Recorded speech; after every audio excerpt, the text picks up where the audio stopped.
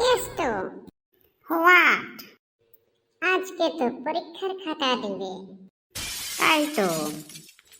আমার যে কি হবে আজকে? আমি তো বানিয়ে লিখেছিলাম সব। তাহলে তো ভালোই নাম্বার পাবি বোধহয়। Good morning students. Good morning sir.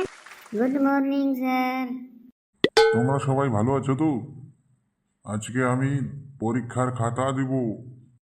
এই শ্রী, আজকে আমার চামড়া ফাটলো বোধহয়। আসো টুম্পায়। এই বোধহয় হাইয়াস নাকি? আরে বাদ দে, আমার পাস হলেই হলো। এবার আয় কেষ্ট। এটা কি লিখেছিস তুই পরীক্ষায়? আমি সব বানিয়ে লিখেছি স্যার। আচ্ছা, বানিয়ে লেখারও একটা সীমা থাকে। আচ্ছা, পড়ে শোনা তো, এটা কি লিখেছিস?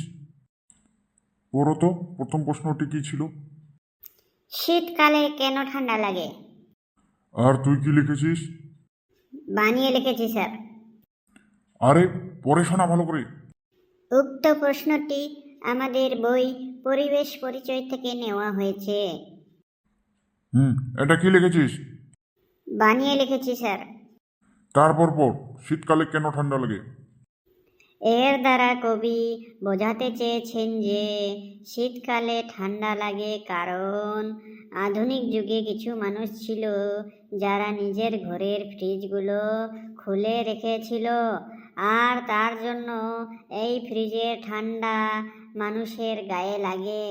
সেই কারণেই শীতকালে আমাদের ঠান্ডা লাগে। এমন করে কেউ প্রশ্নের উত্তর লেখে? হ্যাঁ, তারপরেরটা পড়তো। নদীর সৃষ্টি কিভাবে হয়? আর তুই কি লিখেছিস?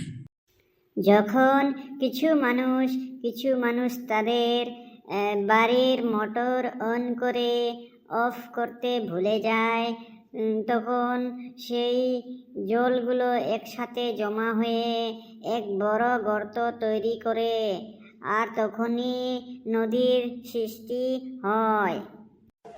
এগুলো কি লিখেছিস? তোকে